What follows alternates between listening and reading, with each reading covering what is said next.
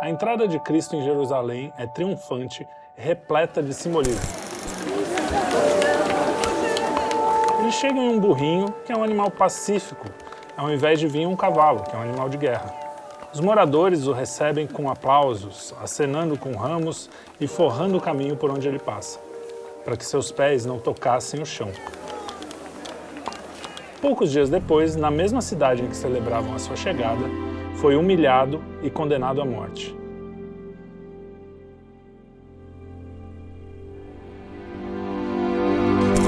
Por que isso aconteceu?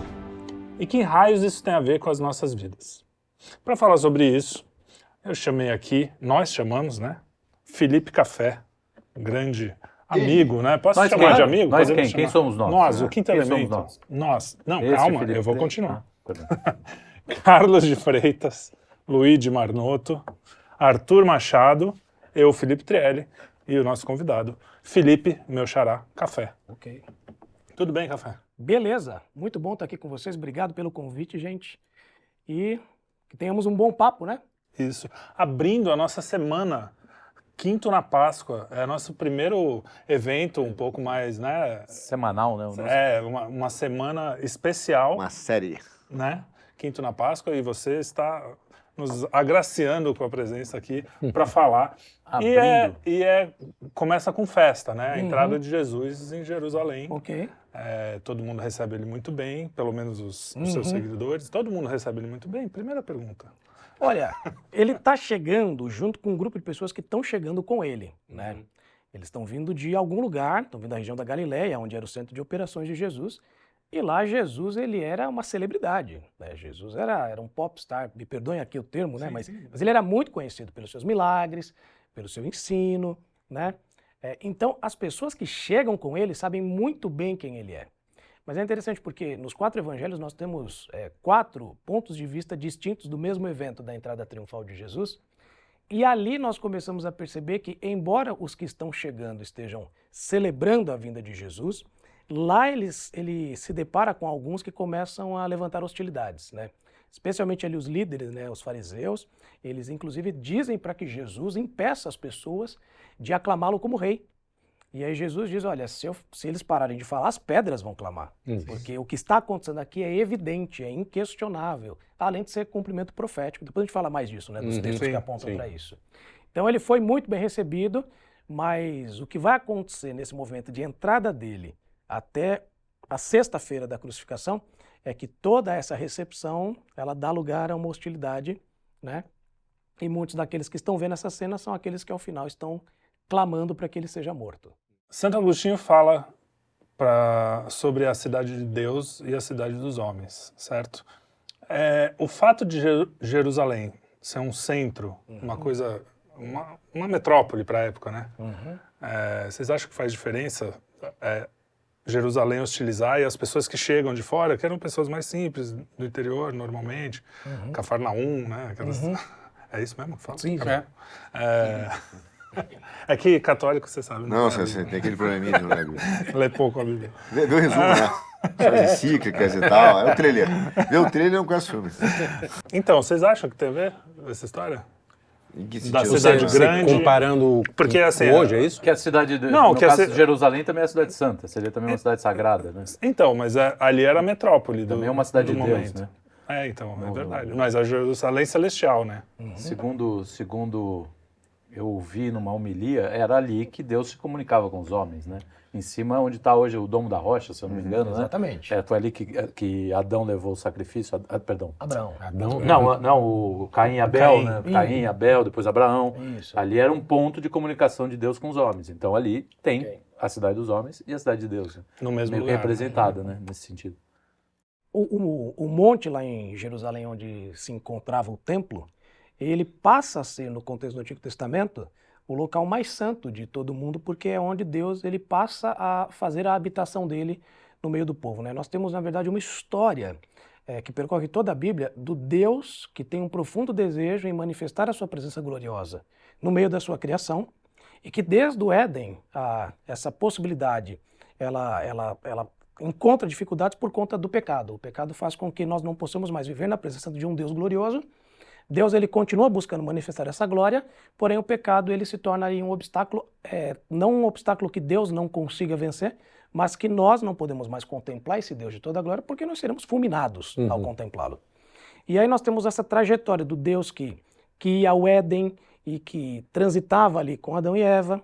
Pós-Éden, Deus então ele convoca Moisés. Ele diz para Moisés construir um local, né, um santuário conhecido como tabernáculo, onde haveria ali dentro um recinto chamado Santo dos Santos. E por que tem esse nome? Né? De todos os locais santos, é o mais santo de todos. Algumas versões dizem o Santíssimo Lugar. Porque ali, em todo o cosmos, seria o único local onde Deus manifestaria de maneira visível a sua presença gloriosa. Era super restrito, apenas uma vez ao ano, apenas o sumo sacerdote podia adentrar lá para oferecer o sacrifício do dia da expiação. Mas ainda assim lá era o local onde Deus manifestava a sua presença de maneira visível. O tabernáculo era um santuário móvel. Então ele era transportado, né, durante todo o trajeto do êxodo e tal. Mas assim que o povo de Israel se fixa em Canaã, chega um momento em que você tem que construir um santuário definitivo, ok? E aí que vem o templo. O templo ele é o substituto, é o irmão mais velho do santuário. E lá esse templo também tem o Santo dos Santos. E esse Santo dos Santos, nesse santuário fixo, ele passa a ser em Jerusalém, e Jerusalém passa a ser, portanto, do ponto de vista do encontro com Deus, da presença do Deus de toda a glória, passa a ser a capital do universo. E daí vem todo o protagonismo dessa cidade. É por isso que Jesus tinha que entrar lá e acontecer tudo o que aconteceu a paixão. Exatamente. É interessante porque esse Santo dos Santos, onde a presença de Deus era manifesta no Antigo Testamento, há um determinado momento em que, por conta das quebras que Israel fazia aliança e da sua idolatria, o profeta Ezequiel descreve essa presença gloriosa de Deus abandonando o templo. Porque seria a única maneira que os babilônicos poderiam destruir o templo seria se Deus não estivesse mais lá. Porque se ele estivesse lá, cada um que entrasse era fulminado na hora. Né?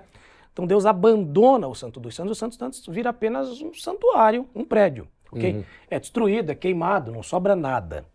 Mas Deus começa a enviar outros profetas, profeta Ageu, profeta Zacarias, depois a gente vai falar um pouco mais do Zacarias, ok?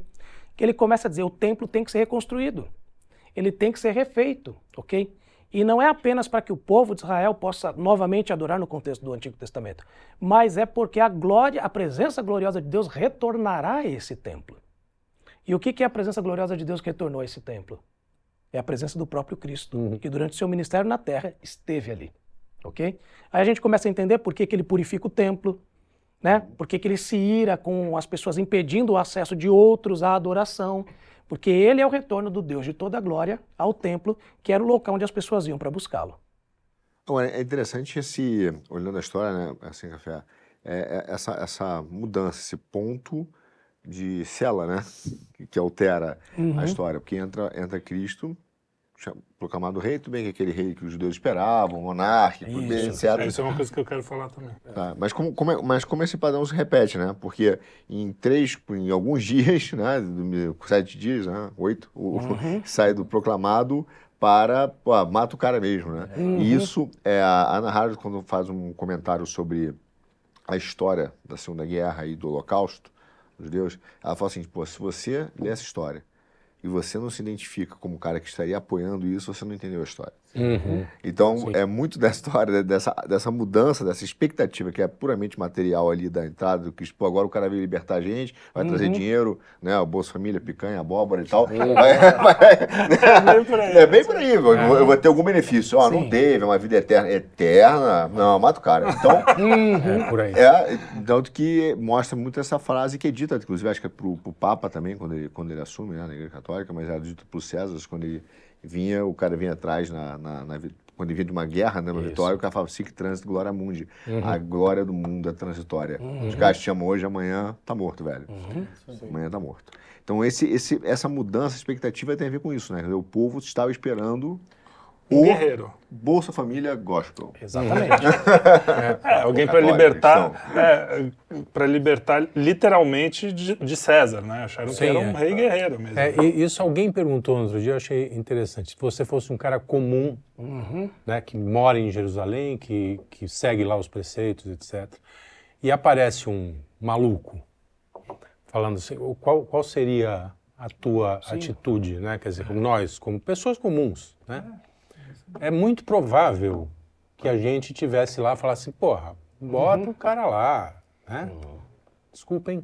Já perdoa, É hipótese. A hipótese não- é grande, porque a maioria fez isso, a maioria Sim. eram humanos como... E não é a primeira vez que você tem movimentos messiânicos, né, se autoproclamando ali como os libertadores, os sucessores de Davi e tal.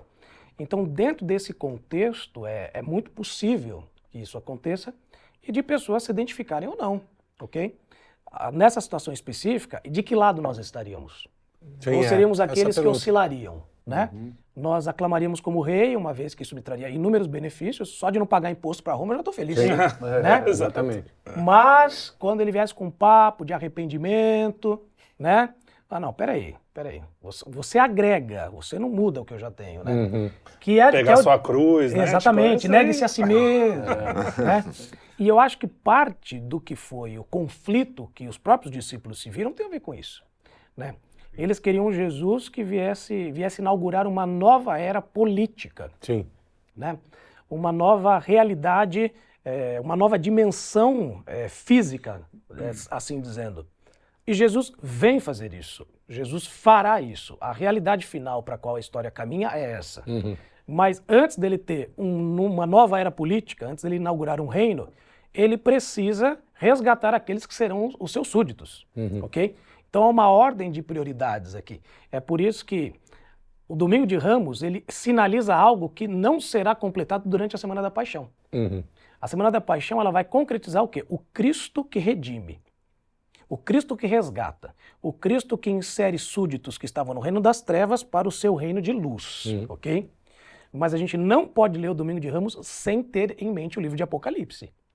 Porque lá em Apocalipse, Jesus não vem montado num jumentinho, não. Ele vem num cavalo branco, Sim. de guerra, descrito como um guerreiro, com espada afiada saindo da sua boca, com um manto respingado de sangue, ou seja, ele vem para destruir inimigos e para inaugurar o seu reino como o rei definitivo, né? Então, o Domingo de Ramos, ele aponta para algo que só se completa lá em Apocalipse 19. Que a gente ainda não viu. Pois é. Pelo menos até a gente gravar, né? Não sei. Isso, Quando for pro ar, De talvez. repente, Vai. Vai que ele volta e esse Aí, nesse meio tempo, se assim, torna inútil o que estamos falando aqui, mas já se cumpriu, né?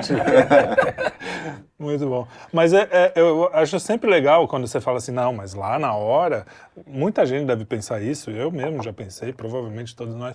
Na hora, é claro que eu ia estar do lado de Cristo, né? Porque você já sabe toda a história, né? você já leu todo, né? O final. Sim. Já sabe o final, da muita história. gente já contou, já. né? Aí é fácil escolher, né? Exato. Mas se você... Menos o que a Ana Arendt. A análise imaginativa é justamente você pensar que você está dentro de uma lei completamente oposta àquela, mesmo para aqueles que acreditam, né? No coisa. E aí chega um cara e diz, não, essa lei já não vai valer mais. Ok. Né? Não, e Então, mais como é que você isso. reage a isso? E é sobretudo isso que você falou. Você está lá sobre o julgo de Roma, enfim. E aí chega um cara e diz assim, não, eu não vim aqui para salvar vocês deles. Eu vim aqui salvar vocês de vocês. Exato. Cara, você olha e fala, dá licença, pô, me deixa em paz. Não, eu gosto de fazer o exercício imaginativo. Outro dia, foi no meio de uma homilia, eu tive essa coisa. Você imagina que hoje você está aqui. Aí vem um carinha do Acre, filho de um serralheiro. Vamos mudar um pouquinho, só para... Como a gente vai imaginar, para ficar É o mais menino real. que escreveu nas paredes do Acre. né? Chega lá, filho de um serralheiro, entra na Nossa Senhora do Brasil lá, fala, ô Miquelino, sai daí, que agora que eu sou o rei. Cara, provavelmente eu seria um que ia falar, não, mas esse cara é um maluco. Então, foi essa pergunta Então, que não eu é? fiz. Exatamente. Eu só estou ilustrando, porque às vezes não, legal, o cara não pensa, não é que veio, Jesus veio de uma grande cidade, já era um doutor, ele era mesmo, E mas os milagres todos, mas não em aparência. Poucos presenciaram, Sim. né? Poucos Não, presenciaram. muitos, mas são esses que entraram com Sim, ele sim, em Jerusalém, né? Quer dizer, não. e tem o gente povo que E alguns tava lá. desses que você me corrija se eu estiver errado. Alguns desses que presenciaram, que estavam do lado dele, viraram de lado, né? Trocaram de lado. É muito provável que sim, né? Até por medo. Não, a talvez. multidão que mas- está clamando lá no final é uma mistureba de tudo que é judeu, que veio de todas as regiões para celebrar a Páscoa. Na entrada, a gente tem uma predominância daqueles que vêm da Galileia. Eles Sim. estão com ele. E que viram eles Lázaro, Exato. viram... Quando eles estão aclamando, eles estão, melhor dizendo, clamando para que ele seja crucificado, você tem ali judeus de todo tipo. inclusive, provavelmente, pessoas que estiveram com ele ali e que tiveram essa mudança de lado, né? Quando a gente pensa na mentalidade do judeu diante disso, tem um agravante que nós não enfrentamos isso, que é o que? Eles viviam dentro de uma realidade onde a lei de Moisés mediava a relação deles com Deus. E a lei de Moisés basicamente dizia o seguinte: se vocês obedecerem a Deus, não tem para ninguém, vocês serão abençoados e ninguém irá vencer vocês. Agora, se vocês não obedecerem aos estatutos da aliança de Deus, vocês serão dominados, oprimidos, escravizados. A realidade deles naquele momento é eles estão sendo dominados. E eles sabem que eles estão sendo dominados, não é porque são mais fortes ou menos fortes, é porque estão desobedecendo os estatutos da aliança de Deus. Quando eles olham Jesus chegando, aquilo, de alguma maneira, é uma oportunidade para eles, certo? De aclamarem, de receberem, de reconhecerem, de serem obedientes a Deus. E com isso, inevitavelmente, Roma vai ser deposta. Porque a gente está obedecendo e a aliança mosaica diz que quando a gente obedece... Isso, pela lógica... Exato. Não, e com o tempo foi o que aconteceu, né? O cristianismo derrubou. Pois mas aí a gente entende por que a mudança de mente foi tão rápida. Porque assim, peraí, a gente está obedecendo, está recebendo, a gente está alinhado com o que os textos proféticos dizem sobre a vinda do rei Messias, e aí o que acontece? O rei Messias chega, mas ele não depõe Roma. Ele vai curar pessoas, ele vai purificar o templo, ele é ungido, né? E as coisas começam a não fazer muito sentido. E agora eu vou fazer o advogado do diabo aqui, né? Aí a gente começa a entender um pouco também o que levou Judas a medidas tão extremas, né? De alguma maneira eu preciso dar um empurrão aqui, porque esse rei Messias está muito lento para as coisas acontecerem.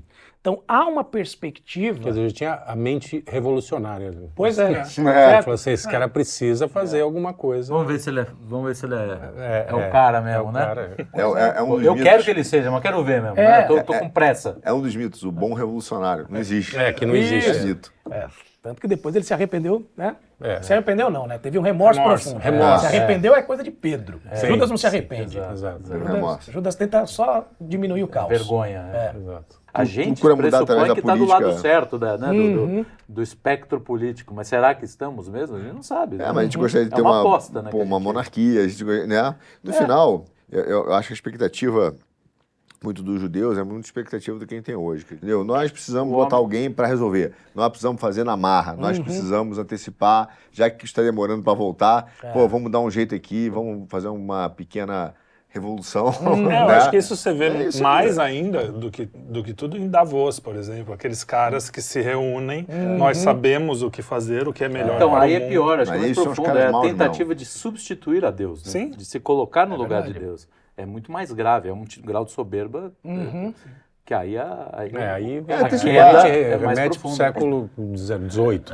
Estava conversando com o nosso superprodutor, qual é o nome? O Wolf Maia do Quinto. Isso, o Wolf Maia do Quinto. Puta vida. Vocês não conhecem, um dia vão... Cadê, cara? Vocês não conhecem, um dia vão conhecer. Wolf Maia do Quinto. Mas isso porque é muito importante, eu acho, olhar esse contexto, porque ele permanece na história. Então, quando a gente olha e fala assim, o homem querendo substituir Deus, não é só nas questões das regras, antecipar uma sociedade perfeita ou uma monarquia mundial, mas é também começar a antecipar as promessas que Deus nos deu.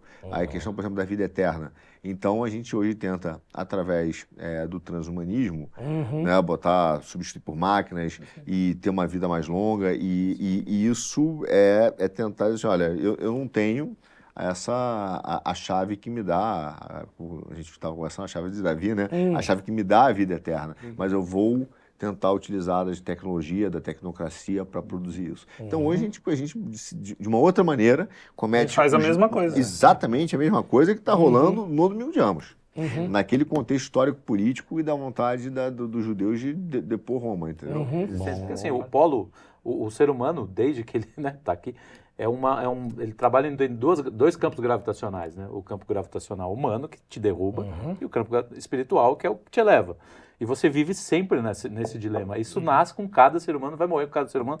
E assim, uma luta é um peso, eterna, sempre, é um peso. Né? Porque Eterna não, porque eu eu acho estava ouvindo hoje de manhã na homilia do Padre Paulo, enfim, sem Mas ele diz justamente, se você assumiu, né, segue Jesus, acredita em Jesus, e sua vida não mudou por causa disso, você não precisa nada, você entendeu? Você está simplesmente da boca para fora. Então, quer dizer, há uma operação dentro do... E eu falo isso porque eu sinto, eu tenho essa dificuldade.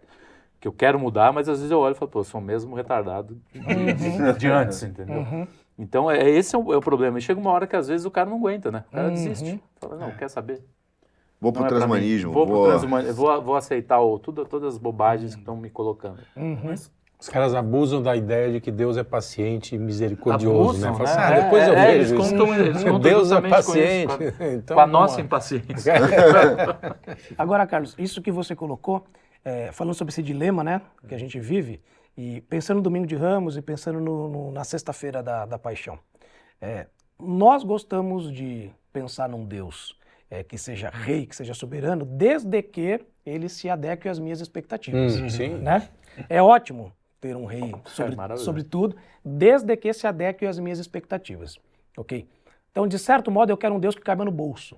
Né? Eu quero um Deus meio que personalizado. É o gênio da lâmpada, né? Isso. É o gênio da Certo? lâmpada. E quando a gente entende que esse caminho do Domingo de Ramos, ele encontra ali na sexta-feira, também no Domingo da Ressurreição, mas nos eventos da sexta-feira da morte de Jesus por nós, o que Jesus está fazendo ali para nós, ele está nos dando acesso a nós termos agora a possibilidade de mudança das nossas expectativas, ok? Porque ele passa a não ser simplesmente o rei que governa uma localidade, mas ele passa agora a ser aquele que governa os nossos corações, ok? E que depois no Pentecostes ele envia o Espírito dele, e o que é que ele passa a fazer em nós? Ele passa a mudar quem somos por dentro. Ele passa a mudar as nossas disposições, ok? De tal modo que eu passo a olhar para o rei que ele é, e passo a me alegrar com o que ele propõe, e passo agora a ter recursos para dizer não para mim mesmo, ok? E eu é que me adequo na expectativa do rei, e não tento transformá-lo em mim. É por isso que, sem o que acontece na sexta-feira e no domingo, o Domingo de Ramos, ele não é capaz de sustentar. Ele não para de pé. Sozinho não Por si seria. só, aquele só... Inclusive, se tivesse Retrato acontecido o que o pessoal queria, aí que ia ser pior ainda, né? Para todos, né? Exatamente. Bom, ele não seria o Messias. Sim, exato. Esse caminho todo, a gente passa na nossa vida mesmo. Você chega, de repente você acha que tá tudo bem, tá tudo legal, e de repente você precisa morrer para si e renascer, que é a Páscoa, né? A Páscoa é isso, a gente vai falar bastante essa semana sobre isso. E Jesus está ali meio que falando assim, olha, gente, aprendam aqui comigo. Na quinta-feira, eu fico sempre imaginando também, mesmo depois, o sábado de Aleluia nem se fala, aquela tristeza dos próprios apóstolos, mas depois, até Pentecostes, né, aquela confusão, né, os caras, pô, o cara ressuscitou, que coisa maluca. O que a gente faz agora? Não era... Porque você pensa bem, foram uma semana, né? Foi uma semana de acontecimento. Não teve tempo do cara, vamos ver o que aconteceu, vamos repensar, não sei o quê. De repente, um dia o cara era o rei que ia tomar Roma, em uma semana ele morreu, e em 3 dias ressuscitou, e logo depois ele volta pro céu. E a gente fica aqui, pô, E agora? Você lembra de uma narração, mas é engraçado, do Galvão Bueno na Olimpíada da natação? Que o cara diz assim, vai perder, vai ganhar, perdeu, ganhou, ganhou. É mais os caras não estão entendendo nada. Pô, chegou o rei, tá ruim, hein? Tá ruim, os caras vão, pô, morreu, ganhou, ressuscitou. Pô, tudo ali, né? Os caras devem ter ficado. É só imaginar, pensa, quinta Confusão. passada, você tava achando que tava tudo bem, na quinta noite o cara vai pra paixão, né? E hoje você tá aqui, cara, o cara voltou, e agora, aí o cara, daqui a quanto tempo ele volta? Ele vai embora, Tem um intervalo de uns 40 dias. 40 dias, né? 40 dias, faz sentido. Porque, Porque ele instrui Rolê de bastante os 40 discípulos dias, nesse né? período. Exato, aí nesses 40 dias você fica daquele jeito e de repente é muita coisa para absorver. Pra gente que já vive nessa 2000 e cultura. poucos anos depois, já é difícil. Imagina aquela... Mas quando você falou, por exemplo, do livro do Agostinho, né, das duas cidades, né? Que tem o Reino de Deus e a Cidade dos Homens, quando eu li, eu te confesso que, claro, pô, discutível, mas eu vi muita angústia, essa angústia de ele tentar juntar essas duas coisas. Exatamente do rei que ele reconhece, que é miserável, que veio, que, entendeu? Ainda mais porque Roma estava caindo ali, os bárbaros estavam invadindo, o cara tinha achado, bom, agora é de novo, né? O famoso agora vai. Pô, convertemos, passamos pelo pior momento da história do cristianismo, agora, pô, o imperador se converteu finalmente, a gente, pô, tá no império, estamos com exército, estamos com dinheiro, os bárbaros invadem, tocam um terror lá. Então, assim, mas você vê que é uma angústia porque essa separação é muito perigosa, que foi o que o iluminismo fez, né? Porque acabou botando na nossa vida privada, ó, cara, religião é uma coisa da vida privada, toca na tua casa, não tem nada a ver com sociedade, não tem nada a ver com o mundo, e né, toca a tua escolha. O iluminismo pegou essa ideia de dois gêneros, como sempre pro mal, né? E conseguiu separar no universo público e privado. Que é o que a gente vive até hoje aqui. Mas aí eu acho que... Mas eu sinto uma angústia tão grande de tentar juntar essas coisas do Agostinho e dizer, cara, eu tenho dois gêneros, cidade dos homens, de Deus, mas na verdade não existe isso, é tudo de Deus, esse é o ponto, a soberania inteira dele ali. Sim. Mas você vê essa angústia de ver essa realidade que estava lá em Agostinho e está aqui hoje, cara, porque a gente tem essa angústia hoje. Não. A própria ideia de ser dividido é isso, né? De você ser dividido. Mas, na verdade, não é divisão.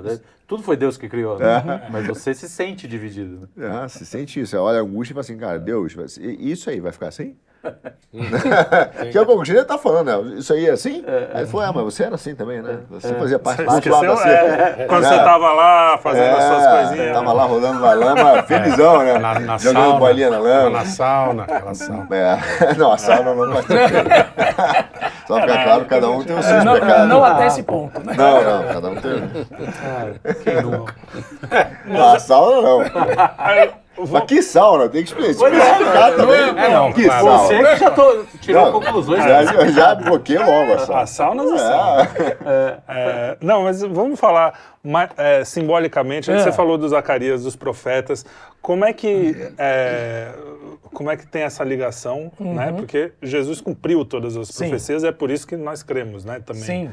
Então, fala um pouco mais. O próprio Evangelho de Mateus, ele trabalha pontuando, né?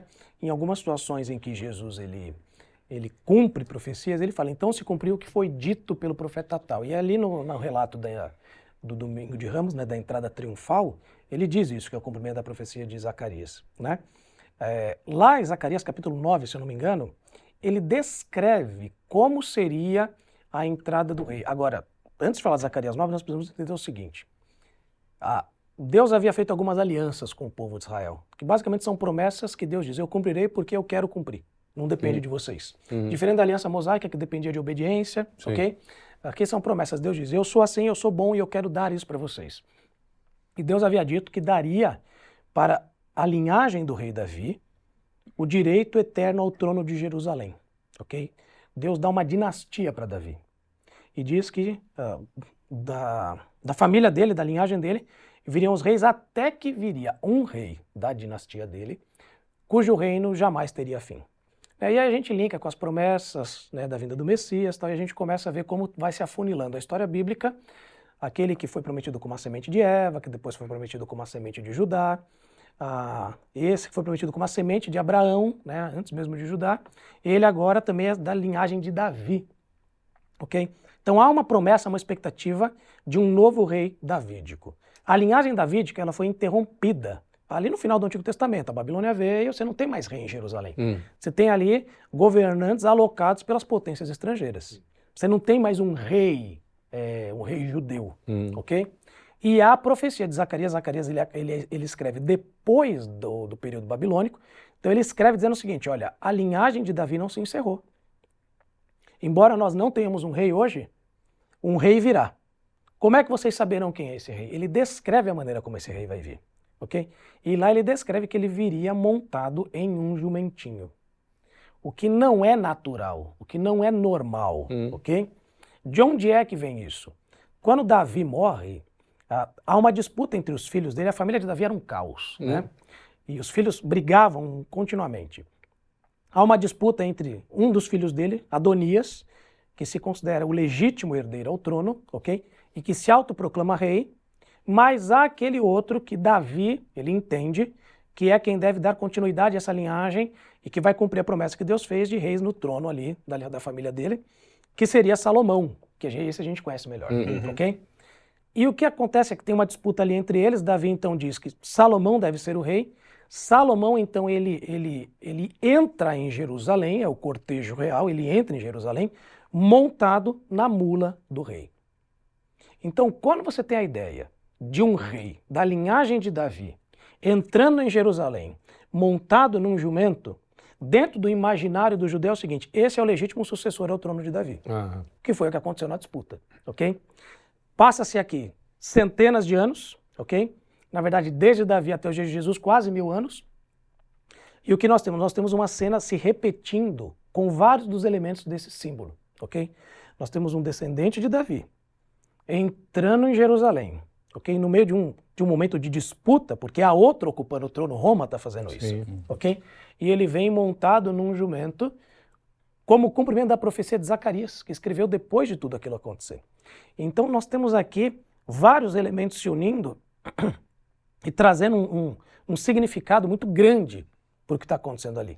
Para o hebreu que estava ali naquela hora, isso era bem claro, não precisava ninguém explicar. Tanto era claro Todo mundo sabia. que qual foi a reação deles? Eles viram Jesus chegando e eles começam a cantar parte do que o Salmo 118 diz. E o Salmo 118 é o quê? É um salmo de entronização. Por isso que eles pegam em ramos, ok? Porque lá diz isso, que o rei será recebido com ramos, que era um sinal de celebração, ok? Então eles entendem isso perfeitamente. Eles passam a cantar o salmo de entronização e passam a fazer o que o salmo diz, ok? Meio que no automático. Então eles entendem isso. Nós, numa distância de 2000 anos, Exato, e isso não que eu- pertencendo à cultura, a gente não faz essas conexões. Mas para eles ali foi algo imediato. Por isso que os fariseus mandam Jesus impedir as pessoas. Porque eles não querem problema com Por Roma. isso que chama atenção, né? Também os fariseus sabem o que está acontecendo. Sim, eles sabem disso. Eles não querem tensão com Roma porque, assim, olha, ser dominado por Roma é ruim, desde que você seja do povão. Se você é da elite intelectual, você tem os seus conchavos. Ali você não passa Antigamente era vontade. diferente, né? Nossa, Que coisa eu ia estranha. falar. Curioso, hein? Louco, né? Ainda bem que evoluímos. Ainda bem que hoje não é Não há assim nada mais. de novo debaixo do sol. E daí a história do Ramos, então. Que essa Isso. celebração, o rei chegou. Isso, e a história dos mantos que eles colocam, né? Lá nos livros de reis, tem um determinado episódio que um rei, ele é apontado por Deus. Olha, a dinastia atual será tirada e um novo rei será posto, né? Então, na verdade, é um movimento que o próprio Deus está sinalizando. No livro de reis nós temos muitos golpes de Estado, mas nesse caso o que acontece é o seguinte, é uma sinalização de Deus ali com o rei Jeú, nem é um rei muito conhecido. Mas quando ele recebe essa palavra de um profeta dizendo que ele será o próximo rei, e as pessoas começam a perguntar, o que ele falou para você, o que ele falou? Ele falou, ele disse que Deus mandou uma mensagem que eu serei o próximo rei. O que as pessoas fazem? Elas retiram os seus mantos, colocam no chão da escadaria, ok? E eles então proclamam, este será o nosso próximo rei. Tudo isso, na mentalidade do judeu do primeiro século, está conectado com a recepção de um rei, com a coroação, com o adentrar na cidade dos reis. Tudo isso está acontecendo na mente deles porque eles estão fazendo isso meio que no automático. Tudo isso está conectado para eles ali. É muito simbólico ali. Muito. Também, né? Quando a gente fala das profecias, não só dessas, né? Muitos, os ateus, eu quando era ateu, falava isso, né? Pô, mas também Jesus foi lá pedir o burrinho, né? Porque ele sabia que tinha uma profecia, subiu no burrinho e pediu o burrinho para eles chamarem claro. porque tinha Momento de profecia. muita gente. Só que Jesus cumpre todas as profecias, né? Inclusive nascer num lugar que ele não tinha muito controle sobre. Não daria para ele inventar. Tem um detalhe, Existe- o burro veio de boa, tá? Ele falou, vai lá no burro, tem um burro assim amarrado lá, pede lá e os caras sim, vieram. claro. Não é que ele tinha o burrinho que você vê lá, o burro veio de boa, já Não- era o burro não quer vir. Tudo aconteceu suave. Não só o burro veio andou de boa, não só ele veio de boa, como o dono do burro cedeu de boa. Que é mais é. impressionante. E é vai ter um cara interessante na tua que- porta, tem um cara do Acre aí, filho do Thiago, pedindo burro. Tá vendo? Ó, Pedindo Mercedes. carro. Pedindo Mercedes. meu carro, exato. Chega aí que vai dar uns tapas, né? Então, você vê que tudo O funcionou. não seria pra ser Mercedes, seria um Chevette. Chevette. O burrinho foi... Peugeotzinho. Que pro tiozão, já é meu Chevette nem pensar. Dá um corte da tua mãe. Opa, não. Vai pegar meu Mas opalão. até essa questão do burrinho mostra toda essa realidade de Jesus como rei. Por quê?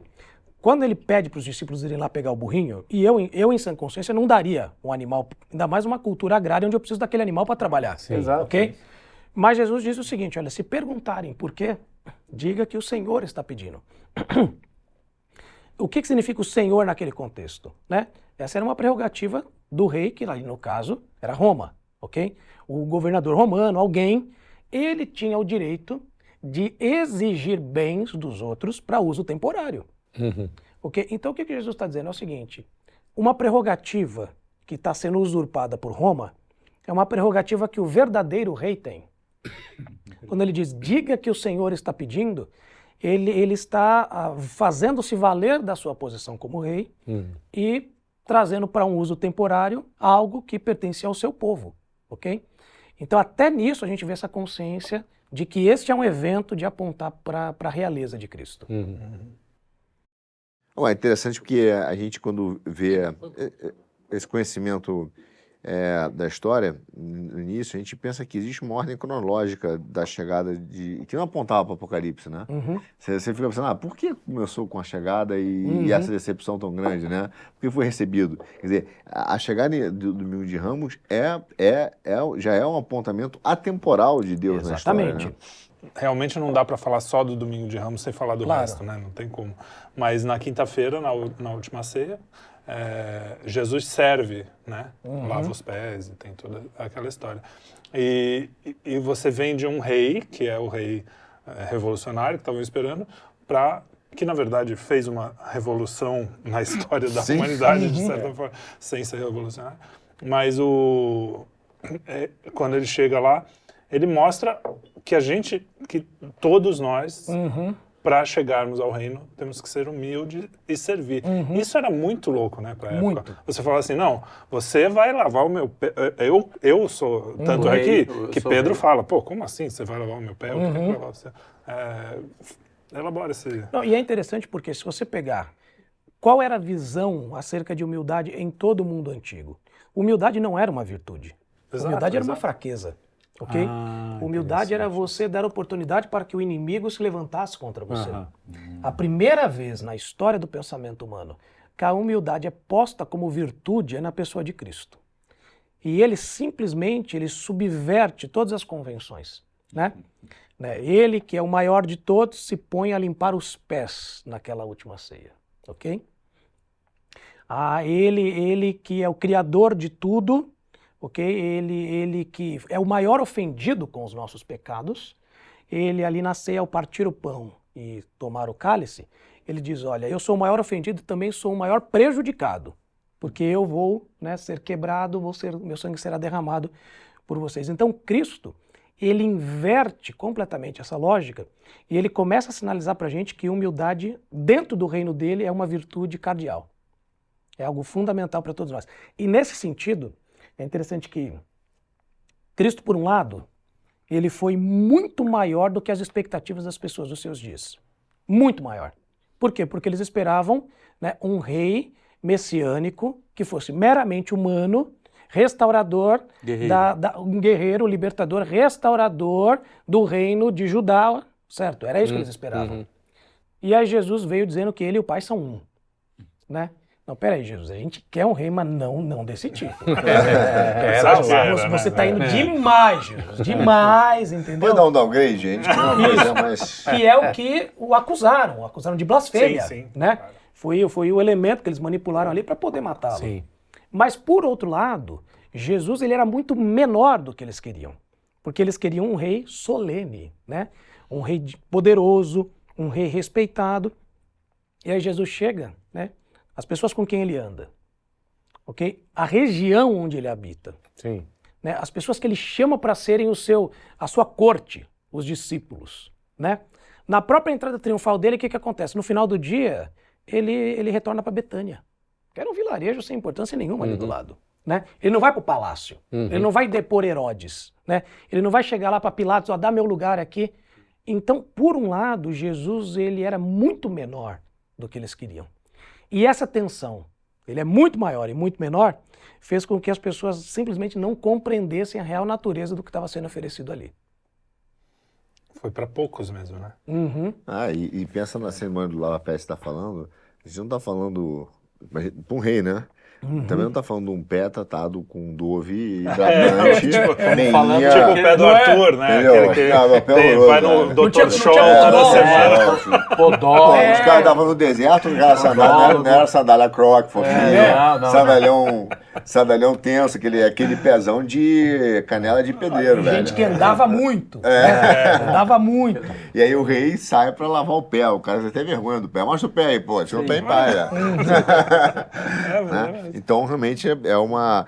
Sempre que eu penso no Domingos de Ramos, nessa questão de o que eles esperavam, você vê que até hoje, em todas as nossas ações, a gente repete isso. Porque a gente... Aí você fala, criança, adolescente, não importa. A mãe se sacrifica. Sacrifica a opção de coisa pelo filho. Né? Aquele amor sacrificial. Qual o valor que o cara dá? 0. Aí um amigo fala assim, cara, conseguiu um ingresso mais barato. É um benefício. O cara fala, pô, tudo que eu queria. E ele fala, mãe, eu preciso ir nesse show porque isso é um benefício e tal. O homem mantém a ideia de que ele prefere um benefício ao amor sacrificial. O que os caras esperavam? Um benefício. Um rei que, pô, ó, restaurou o reino, agora não tem mais a opressão de Roma, precisa pagar imposto, come, tudo bem. Ó, vem alguém que vem morrer por você. Morrer eu não quero. Não quero, cara. O que eu vou ganhar com isso? Eu vou ganhar com isso? A vida é eterna? Não, pô, me dá aqui É meio que você abóbora. falou da picanha, né? Tipo assim, não, a gente tem que fazer um trabalho, uns esforços, cortar gasto, não sei o quê. Pô, mas o cara vai me dar picanha, velho. Eu vou ficar com a picanha, não com o cara que vai morrer por mim. Não, e isso é recorrente, cara, em toda a nossa atividade. Tudo, uma das grandes dificuldades, eu digo de todo ser humano, minha, é a questão do sacrifício. Quando você envolve uma atividade que envolve o sacrifício, você fala, pô, cara, isso, pra que isso? Pra que isso? Então, uma resistência num coração muito duro que tem um vínculo realmente espiritual que está no nosso dia a dia, nas pequenas coisas também. E que nós não reconhecemos o sacrifício das pessoas que nos amam, ou quando a gente faz sacrificial, você vê que os nossos filhos e tal não reconhecem, reconhecem o benefício. Claro. O sacrifício, o que você trabalhou para aquilo, cara, para com isso. Né? Não quer que você deixe... Eu tenho um meme agora que fala, ele não quer que você deixe na frente da escola, né? Fala, eu que tinha que ter vergonha de estar te levando. Você é formado em quê? Você pagou quantas boletas esse mês? Pô, sensacional essa, começar a falar pros Jesus, filhos. é mais ou menos Jesus olhando pra gente e fala, pô, que vocês estão assim achando que é ruim eu chegar humildezinho aqui no meu burrinho? Eu que tinha que ter vergonha de vocês aí no palácio aí, de você achando uma... O cara troca o amor daquele que tá disposto a morrer por você pelo dos amigos que, se você ficar bêbado, eles te largam na balada. Isso aí. Deixa lá. Você não faz isso comigo. Mas e tem um lado Tem reflexivo. amigos que estão dispostos ao Sim, sacrifício. Mas exatamente. tem um lado soberbo essa questão de você querer um cavalo também, porque assim, é o rei que eu mereço, né? É o rei que eu mereço. Eu não mereço um rei. É o que ele falou no começo. Eu mereço um rei. Tem que se adequar a mim. Sim. Eu preciso de um rei, cara. Eu preciso de um rei pra mim. Olha quem eu sou. Vê se eu preciso de um. Eu preciso de um rei à altura. De quem? De mim. Vê no burrinho. Porque você não, eu preciso de um rei à minha altura. Preciso vir com todas as pompas e tal. Já que ele vai reinar sobre mim, eu tenho que ser o cara, né? É engraçado. Por isso que esses buscadores ficam procurando algum deus ou religião que se encaixe nos seus Exatamente. desejos. E mesmo sobretudo. na questão política. Inclusive dentro da própria igreja Exatamente. cristã, né? Das igrejas. Sim. Os caras falam, não, isso aqui é muito sacrifício. Pô, não brinca, não. Vamos ver uma coisa pegar mais leve. light. Aí tem uma igreja lá que fuma maconha. Tal. Eu lembro como É cristã. um dos argumentos que eu acreditava, eu levava a sério, né? Gente falando do espiritismo. Eu gosto do espiritismo porque ele não me cobra nada. Cara, era isso. Parabéns. Tipo, meio que cobra a alma, mas tipo, Não, tirando não. isso... Não, Só brincadeira, tirava- pros não, Brincadeiras espíritos. espíritas. Não, mas é uma respeito, questão, né? respeito. Você fala, pô, você não quer cobrança, você não quer sacrifício, você Exatamente. não quer... né, você não quer se adequar a Deus, você quer que Fora Deus que se tem adeque o ao eterno seu retorno, estilo, né? O eterno retorno. Ah, Se é, não a deu volta- certo, aí volta aí. volta Eu não agora tô direito você vai aqui, ser um bem-te-vi. mas eu ainda vou ser. Você é uma- Dessa vez Não, eu sou um cara, bem-te-vi. e tem um Uma lado, águia. tem um lado que é extremamente... eu sempre apanho quando eu falo isso, eu vou continuar apanhando. Mas perverso na questão do espiritismo e das religiões. Porque da ideia que é o seguinte, cara, não é que você tá voltando naquela condição para pagar uma conta no passado. Então é que você pode se auto-justificar, que você pode evoluir por si só, que você pode conseguir chegar a Deus pelos seus próprios caminhos, pagando suas contas. Então, de repente, você nasceu um cara lá, o cara tem um problema tetraplégico, você fala, vai lá o que ele fez na outra encarnação. Exatamente. Entendeu? Vai que ele merece. Então, Exato, é né? muito perverso. Porque Mas você fala, cara, eu que sou todo inteirinho, eu mereço. Porque eu já eu fui mais legal pra que caramba, ele. entendeu? Fui mais E eu vou legal te que contar uma você. coisa. Eu fui legal com você, porque eu sou assim, você não foi legal comigo. Aí toque, né? Aí você fala, pô, amigão, que isso, cara? Isso é espírito, né? Isso é, que evolução, que evolução é essa? Não tem evolução nenhuma. O que eu acho bonito do cristianismo, assim, e é o que você falou, a humildade foi a primeira vez que essa ideia maluca, né? Porque é uma ideia louca. Isso é demais, isso Entrou me no- emocionou aqui, essa ideia de que ele foi o primeiro que transformou a humildade numa virtude. É anti-intuitivo, né? Você falar assim, vou me humilhar para ser elevado. Como a intuitivo ideia do hoje, né? sacrifício também. Também, Né? A gente fala sobre sacrifício e a gente vê aparentes sacrifícios dentro da nossa sociedade, mas a verdade é o seguinte, nós todos internamente somos contrários à ideia do autossacrifício. Nós somos favoráveis à autopreservação. O outro que se sacrifique por mim. Que é o natural. Né? Sim, Essa é a maneira como nós funcionamos. É o nosso ok? instinto. Né? O outro que se sacrifique para que eu possa ter, obter, acumular aquilo que eu tanto quero. Então essa tendência ao egoísmo, né? A nos curvarmos em direção a nós mesmos. Essa é a ideia, né? E até isso eu vejo como que a perspectiva da Semana da Paixão nos mostra. Por quê? Porque olhar para a entrada triunfal e Cristo como rei, cara, significa o seguinte, é ele que manda, não sou eu. Ter um rei que não sou eu significa que eu terei que fazer sacrifícios. Eu terei que abrir mão da minha vontade. Que é ele que manda. Sim. A não ser que eu tenha um rei segundo as minhas condições. Mas o rei como ele é, eu estou abaixo dele. A vontade dele é soberana, ok? Ele é que faz a regência da minha vida. Mas existe uma dificuldade, uma impossibilidade, melhor dizendo, porque eu naturalmente não funciono assim. Eu não quero sacrifício, né? Então, a Bíblia, né, 1 João fala sobre a ideia de que nós só amamos porque ele amou primeiro. E eu acho que isso pode ser facilmente aplicado ao sacrifício, porque a gente se sacrifica por aquilo que a gente ama. Exatamente. Né? Eu só vou poder agir como um verdadeiro sacrifício na vida de pessoas, abrindo mão e disposto a perder para que outros ganhem, quando eu olho e sou constrangido pelo sacrifício de Cristo. O quanto ele abriu mão, o quanto ele perdeu, Sendo inocente. sendo inocente, Sim. ok? Por nós, né? E por nós, né? A troca ali foi uma troca onde ele perdeu muito e eu Muito ganhei injusto. tudo. Muito injusto. Ok? Quando nós somos constrangidos pela dimensão magnífica do sacrifício de Cristo, aí na nossa vida diária a gente começa a ver que sacrifício faz sentido. Porque em última análise eu já ganhei no sacrifício dele tudo o que eu preciso, né?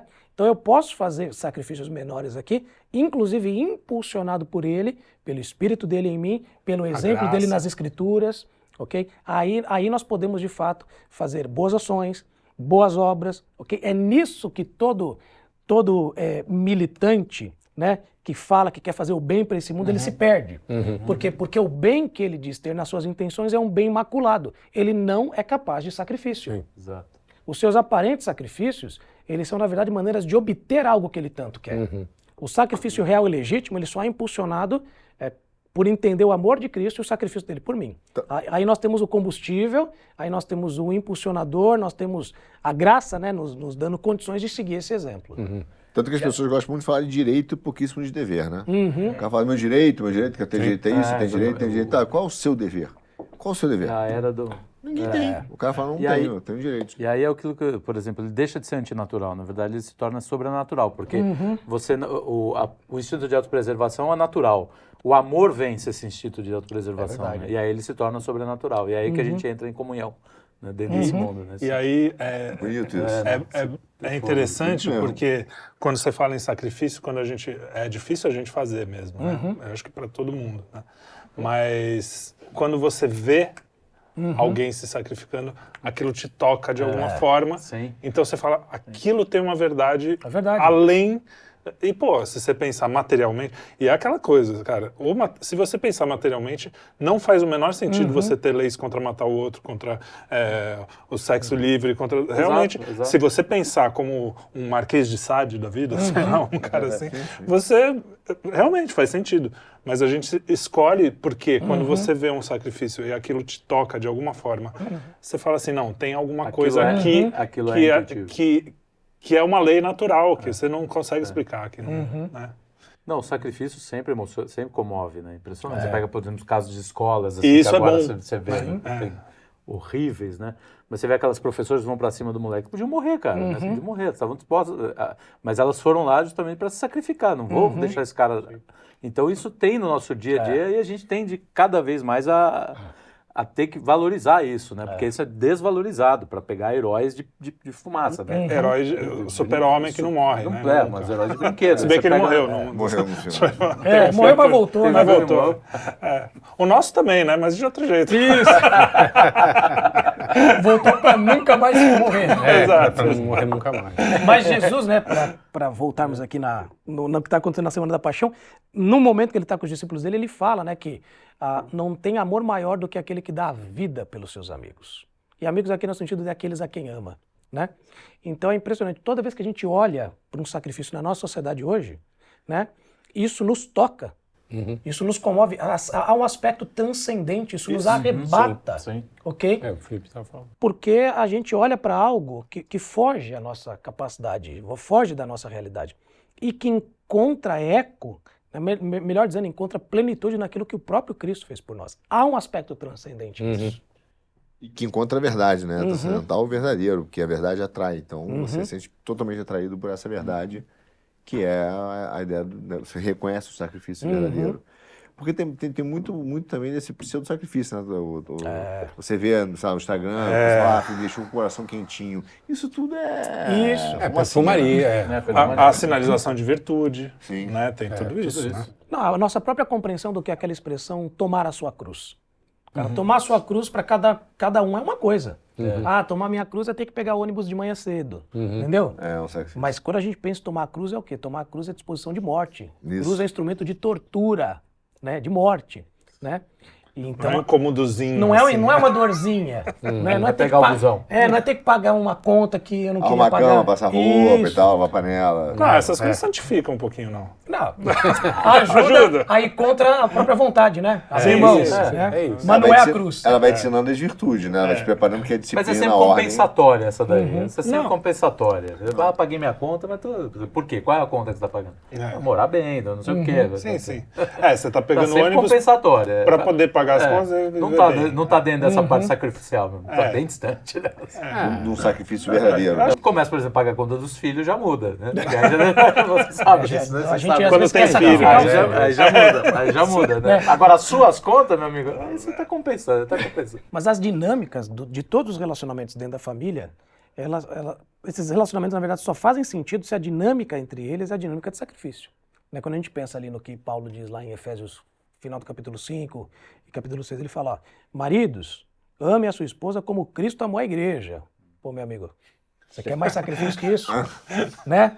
Fala das mulheres serem submissas, isso aqui não dá ibope hoje em dia, né? Serem submissas, mas significa o quê? Significa sacrificar vontades em prol de uma questão maior, a família. Sim. De Entendeu? uma missão em comum. Quando fala da relação pais e filhos, diz que os filhos, eles devem obedecer os pais no Senhor.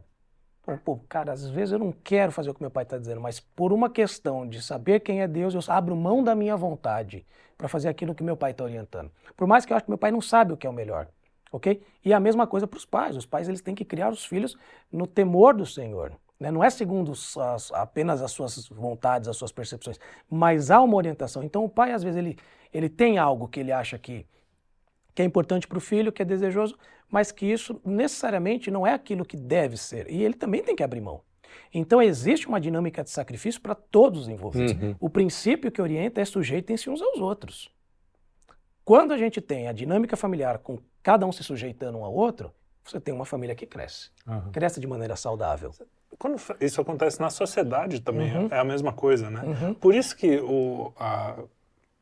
Na verdade, foi uma das coisas que me convenceu ao cristianismo, é que funciona. Quando você se sacrifica, seja na família, seja com amigos, seja no trabalho até, o trabalho quando é voltado para Deus, você vê que as coisas crescem, mesmo que você não floresça no sentido material, mas a coisa, ela acontece de um jeito diferente. É que elas né? funcionam como deveriam ser. Por mais que você não tenha um ganho material, você tem uma tranquilidade que, do ponto de vista existencial, as coisas são como são. Assim como a grande subversão da família hoje é trocar essa questão do sacrifício, de cada um ter uma parcela específica do sacrifício, para fazer com que cada um imponha a sua vontade. O que nós vemos hoje, na sociedade, são crianças que são treinadas para impor a sua vontade. Né? Filho, o que você quer comer? Filho, você quer sentar onde? Filho, o que você quer? Aí, não, vamos viajar para onde? Ah, eu quero praia. Não, mas a gente vai para o mato. Mas e o seu pai? O seu pai não, o seu pai, calma. Então, assim, é uma sociedade em que há imposição de vontade. E nessa imposição de vontade, disfarçada de uma pseudoética, porque no final da lição todo mundo sente, inclusive criança de 16 anos, para te dar lição de moral. Exatamente. Mas ela está sendo uma tremenda e dizendo que você é egoísta, mas você é um cara egoísta. Ela é egoísta, porque ela está querendo impor a vontade dela, numa soberba gigante, para chegar para o pai e ensinar para ele como é que deve ser a vida. Mas aí Jura? a gente entra Pô. num pensamento, realmente, que é aquela história de que, não, a criança já sabe tudo, é só você extrair o que tem São bom dela. selvagem, vamos extrair Não dela. vamos- O que você Viado acha? do corrompê-la, capeta é né, esse. com que é a sociedade. Né? E aí você perde essa dinâmica Dinâmica. familiar que depois vira para a sociedade, que depois né, vai aumentando. Tanto é que, uma vez eu ouvi também, que Deus cria a primeira aliança é com Adão e Eva, que seria a aliança do casamento, homem e mulher. Depois é a aliança da família, Noé, que já é já mais familiar, maior. Quando chega Abrão, já é a comunidade. Não, e tem a ver com a promessa de uma nação. Exato, então vai chegando, cada aliança vai aumentando. Vai ampliando. E essa dinâmica, se você desrespeita, se você quebra, você está quebrando a estrutura da realidade mesmo. Sim. Né? Vai dar errado, né? Vai dar errado, só pode Vai dar dar errado. ruim. Vai A dar gente está errado. vendo, né? Não, e a questão do filho, eu me lembrei do Chris Rock, que ele fala, cara, na nossa sociedade, a criança fica 18 anos com você, né? Qual é, no reino animal, o bicho que fica tanto tempo com o outro? Cara, Colado nos o pais, passarinho nasce tem 2 dias. Sabe voar? Tum. Não voar, caiu, meu. Acabou, velho. Não, aqui fica 18 anos, às vezes mais, né? 18 Muito mais, anos, é isso que eu ia 18 falar. anos, tem, Agora né? é 30, Às vezes 35. muito mais, exatamente. Então, Mas cara, as sociedades estão fazendo exatamente isso. Você proíbe seu filho, por exemplo, de ir, quando eu era pequeno, ia na livraria, ficava no caixa com 10, 11 anos. exato. Meu pai podia ser Explorava preso bem. hoje. Não, mas ao mesmo tempo que você cerceia todo esse tipo de construção da personalidade da criança, você permite que ele possa trocar de sexo aos 7 anos de idade. É porque é imposto Ao na sétimo. vontade. Exato. A ideia Não. de uma autorrealização, a ideia que deu certo construir o Ocidente, essa é a realidade, Exato. é de você controlar as suas vontades e você Por meio filtrá-las do pelo sacrifício. aspecto da razão, da inteligência, Voltamos. olhando para um padrão, e aí você sacrifica a tua vontade, você vai fazer esse filtro. O pensamento hoje atual é, não, realiza a tua vontade, a tua Seja o que você autorrealização. quiser. Você se olha só, eu já falo, você se realizar. Você diz, eu quero me realizar. Ok, é um direito, né? Eu quero me autorrealizar. Eu vou fazer aquilo que eu quero para me tornar aquilo que eu quero ser. Porque os outros são empecilhos. Entendeu? Desculpa a gente fugir tanto Não, do tranquilo. tema. Não, mas é outro Mas tema. mas Estamos. isso a gente atingiu o máximo na pandemia. A pandemia foi um exemplo clássico de como essa sociedade adoeceu. Mais o... Literalmente. Ele não enlouqueceu para tirar a doença da coisa. Mas assim, você pega o cara lá, ele estava em casa dizendo que estava salvando vidas, enquanto o motoboy levava comidinha para ele, enquanto o porteiro do sacrificando. prédio se sacrificando por merda. Desculpa. O Que Joel, merda, velho. aquele Joel, Que não o merda. nosso Joel. Desculpa o termo, mas cara, O antagônico, nosso Joel é o Sim, inteligente, o Joel é o outro. o burro, o Pinheiro lá.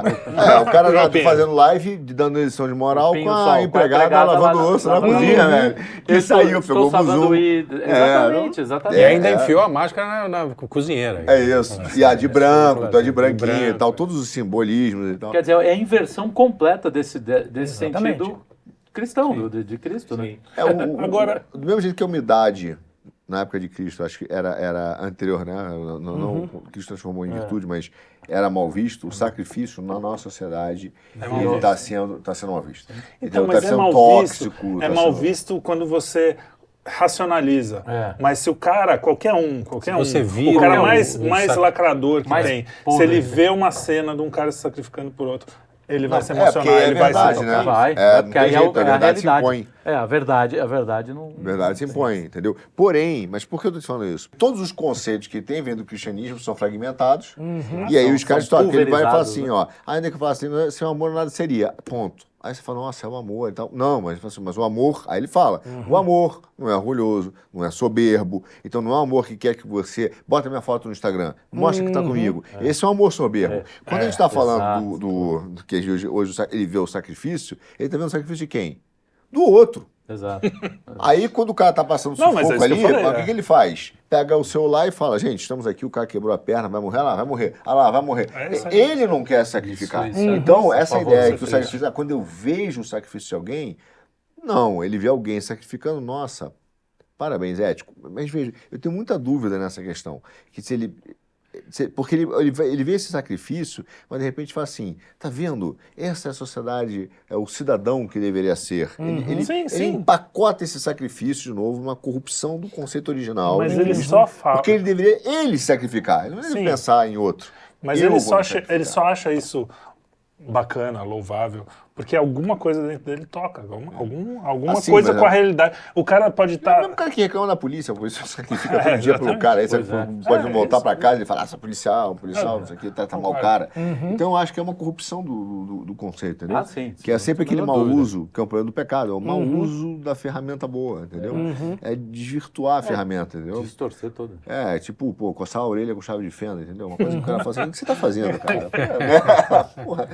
Ao invés de usar a unha crescida. Usa a tampa da caneta Bic. Pega a tampa da Usa caneta maior do muito medida. mais eficiente que a lapiseirinha. Que é uma ferramenta feita para isso. Tem a isso, tampa da- perfeito. Aquela lapiseira técnica 05 é perfeita, pô. Melhor que o cotonete, inclusive. Cotonete Tem técnicas, tem técnicas e ferramentas Mas de como limpar voltando, coçar a orelha. voltando à Páscoa, que é o nosso assunto, Saindo do pouquinho, otorrino para... do otorrino da Legião para- Urbana e tal. Só dizendo que o Arthur vai criar o curso, né? Técnicas e ferramentas de como coçar a orelha. Coçar a orelha tem várias. Boa. Arrasta Mas- para cima. Arrasta pra A gente, vocês agora, vamos botar o pé no chão aqui, na realidade, na nossa realidade. Quando vocês pensam a Páscoa hoje, está começando, né? Para os católicos, como é que é? Para os protestantes também começa aqui a Páscoa ou a Páscoa só é... Como é que funciona? Ela Só começa por no curiosidade. mesmo momento, mas dentro da realidade protestante, o que é realmente celebrado e rememorado são os episódios da sexta-feira e do domingo, Tá. né? Que aí são aquilo que nas igrejas você geralmente tem eventos, tem cantatas, tem pregações específicas e tal. Alguns que têm um conhecimento mais litúrgico, né, das datas, lembra do Domingo de Ramos tal, e das outras datas da Semana da Paixão, mas como movimento evangélico, assim, movimento protestante, você não tem celebrações nessas Entendi. datas. É a Não, sexta eu e o perguntei domingo. porque eu ia falar exatamente. Para nós, a gente está entrando na Páscoa agora. Entrando no domingo e acaba no domingo de Páscoa a ressurreição. Primeiro, eu queria falar para todo mundo boa Páscoa, né? Sim. Boa Que- Páscoa, que claro. A gente... Boa Semana Santa. Boa Semana Começando, Santa. né? Começando. E a gente vai ter muitos programas interessantes, inclusive com você participando, né? Tem reflexões muito legais. Mas como é que vocês... Tivemos um papo bom. Ah, vocês dois. Sim, sim. Você vai ser popstar aqui essa semana, vai ser uma figurinha fácil. Mas como é que vai ser, como é que vocês estão se preparando para a Páscoa? Eu tento me preparar, aprofundar um pouco mais, sobretudo nas leituras do Evangelho, né? E essa última semana, a boa parte dos filmes sobre Cristo pegam justamente e toda a momento, cultura pop, né, mesmo a cristã, sempre pega essa semana, porque essa semana é um grande romance, não, mas é uma grande história, né? Dentro de uma semana tem tantos eventos, tantas coisas que acontecem ali. Mais até do que o Natal.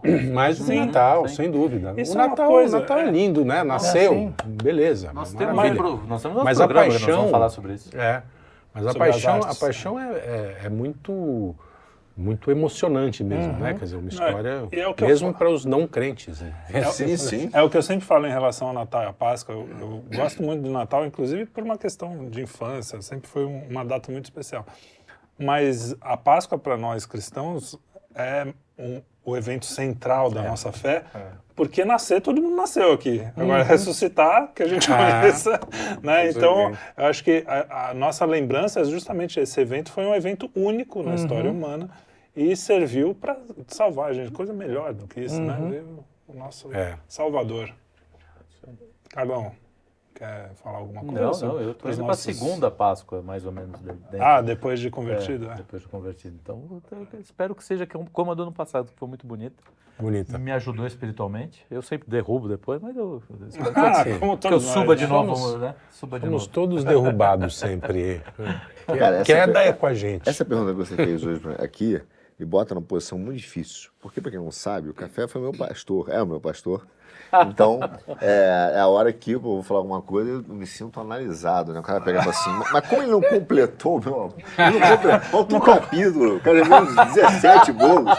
Eu não me sinto na obrigação de acertar tudo. Não, Vai que estava no último ali. até completo, não, terminou, completão. Mas eu vejo a Páscoa, como eu tenho feito, eu tenho lido os evangelhos, especificamente da Paixão, e muitos comentários sobre... que a gente lê bastante livros importantes dos comentários, né, de grandes teólogos sobre o momento. Porque quando a gente fala, e eu falei um pouco sobre isso, quando a gente fala assim, Cristo fala, as minhas palavras são eternas e a minha verdade é eterna, ele não está falando de um eco, não é uma coisa que aconteceu lá atrás, que você está passando aqui, está vindo esse Cristo assim, ressurreição, não. Tudo aquilo que aconteceu lá é a realidade aqui, é a realidade do nosso mundo, entendeu? É um renascimento real, uma morte que nós matamos Cristo, uma vez a gente fosse, nós matamos Cristo de novo, agora, entendeu? Nós negamos, que a gente fala, pô, o Pedro negou, a gente nega Cristo, a gente diz assim, eu te amo, na manhã seguinte a gente sai aqui na esquina, o cara fala, mas você é crente? Mas sou, mas estou aprendendo. Entendeu? Você não fala, sou, é verdade. Cada pecado é um cuspe na cruz, né? Eu sei que a gente exagera, entendeu? É humildade. Não, exagerar não. Falar que exagerar não. Não, mas eu falo que eu tô aprendendo, porque eu falo, cara... Não falando de você não, tô falando de gente. A gente fala, eu falo. De vez em quando a gente quer ser legal. Olha só, é muito difícil, cara. Você pega a verdade de Cristo, a gente conta uma pessoa, olho no olho, o cara vira e fala assim... Ele fala assim, eu tô pecando? Aí você, pô, cara, eu quero ser legal. Você fala assim, pô, esse problema é teu, velho. Não, meu pecado é maior. Que é uma covardia, porque o cara tá te perguntando abertamente, você tá pecando? Você não tá negando Cristo? Você tá negando Cristo. Então, você tá negando verdades eternas. Eu tento olhar para elas, como várias vezes, cara, lendo a Bíblia, e acho que todos nós tivemos experiência, nós, né, porque eles não leem, mas nós, a gente lê, cara, a gente lê e fala assim, já entendi, já aprendi. Aí você vai ler o Evangelho de novo, pô, né, de João, você fala, cara, não, como é que eu não tinha visto isso aqui? Sim. Então, é um ensinamento que é bíblico, né? Deus fala, eu estou te ensinando a crescer em graça e conhecimento de Deus. Né? Então, eu olho os evangelhos, releio a Paixão, tento ler os teólogos, tento ver em que momento nós estamos repetindo, eu estou repetindo tudo aquilo que é uma verdade eterna. Uma verdade eterna, então assim, ela não aconteceu há 2000 anos atrás, ela acontece hoje. Como a gente está naquele papel do fariseu que crucifica Cristo. Né? É assim que eu me preparo. E tento alertar, né? Falar para meus filhos, falar da libertação, mas é muito difícil, porque do mesmo jeito que o povo hebreu, quando na Páscoa, né, no Êxodo, saiu e falou assim, pô, no meio do caminho, falou, pô, eu sou livre, mas que saudade da comidinha do Egito. Saudade, só tem maná, só tem maná, pô. Pai, de novo o mesmo prato. Como as coisas se repetem, né? Pai, de novo, arroz e feijão isso? de novo? Só tem isso. Você fala, cara, não tô entendendo, né? Então, você é lixo, cara. Só tem panqueca. Você sentou, tá ganhando de graça a comida e tá reclamando, velho. Entendeu? E eu fui aí para trabalhar. No caso, né, o senhor mandou. A gente faz isso todos os dias, assim como a gente celebra a Páscoa, todo domingo. Nós cometemos os mesmos erros, estão lá todos os dias. Eu acho que essa oportunidade de reflexão que ela traz. Mas, assim, ao mesmo tempo, não sei se é um momento, né, mas é um momento da angústia do crer, que eu sinto que o Agostinho teve nos Reinos também. Você olha e fala assim, cara, você olha para esse mundo e fala, cara, tá cansativo, cara. Tá difícil. E aí você tem a esperança de Cristo na cruz, né? Da ressurreição, da vinda dele, da volta. E aí, de repente, você fala, bom, vou tentar acelerar, né? Já vimos no que deu. Judas, né? Eu tô cansado. dá- Sempre que você sabe que é engraçado, sempre que eu penso assim, eu tô cansado, pô, eu tô cansado disso, não sei o quê. Eu penso na agonia de Jesus ali, quando tava todos os pecados do mundo sobre ele suando sangue. E eu falei, Pensar pô, mais nisso. eu não tô tão cansado assim. Desculpa, senhor. Mas sobre a Páscoa, eu acho que a gente tem que lembrar que a gente, quando lê a Bíblia é um livro vivo, né? Tipo, é isso que você falou. Sempre que você lê, tem uma novidade ali, porque a graça te dá isso, né? Isso acontece comigo até em Tirinha do Jaguar. Quando eu É, releio, isso é verdade.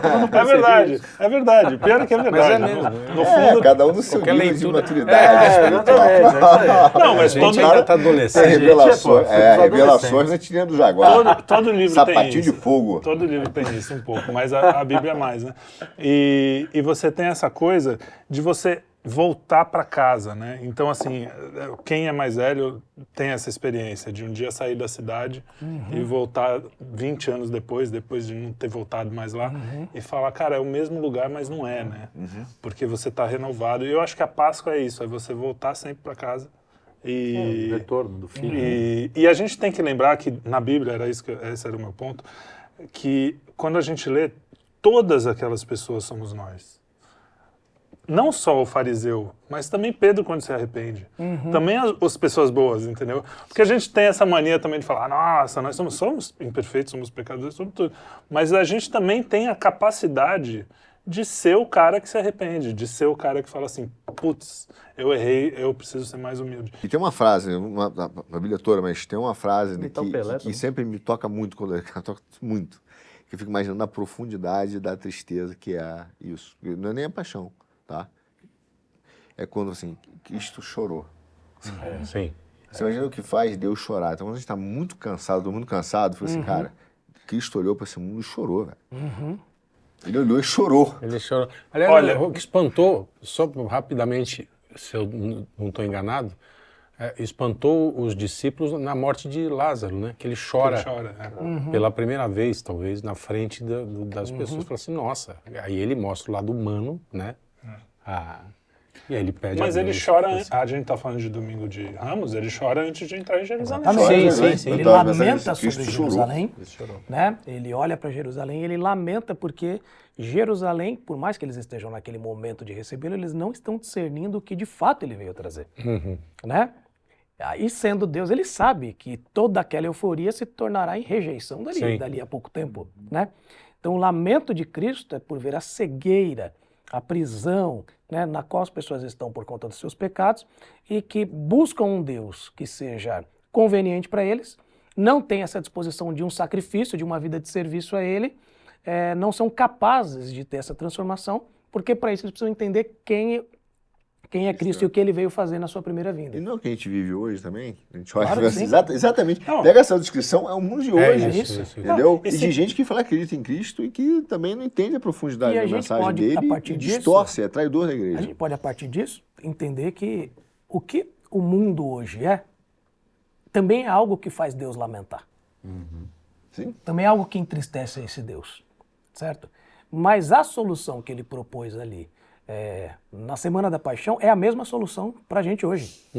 É entender o que Cristo veio fazer por nós, invertendo a polaridade dos nossos corações para que então possamos viver de maneiras diferentes. A solução é a mesma, porque a situação é a mesma ainda. E continua sendo lamentável.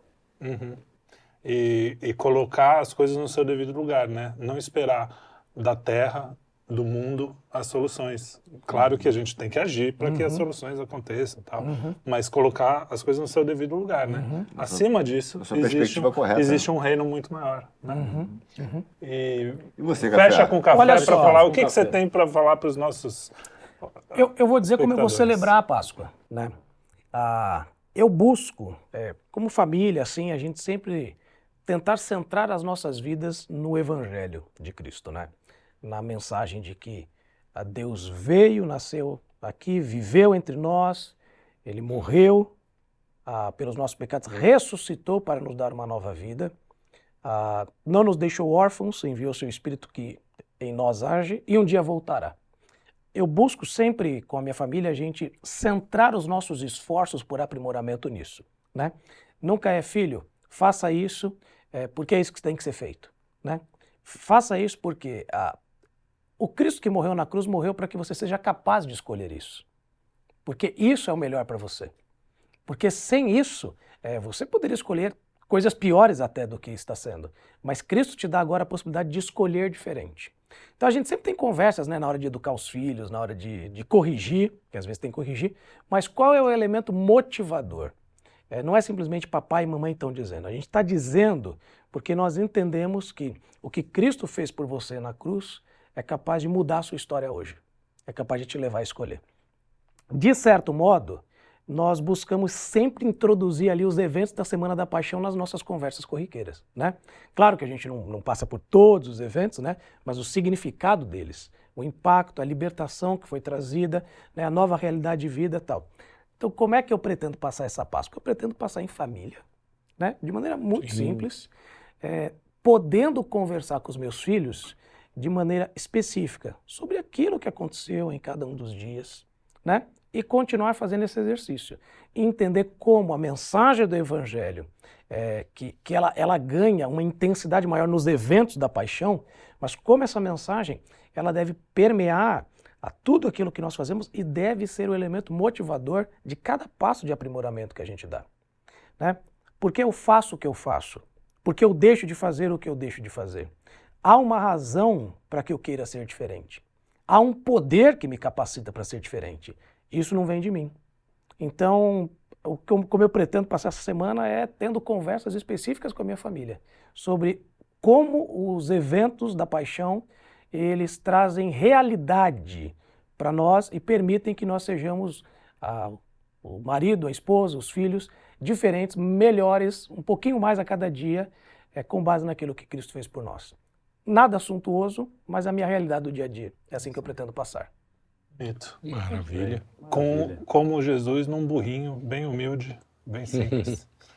Que é mais importante é justamente isso. O reino. Burrinho somos nós.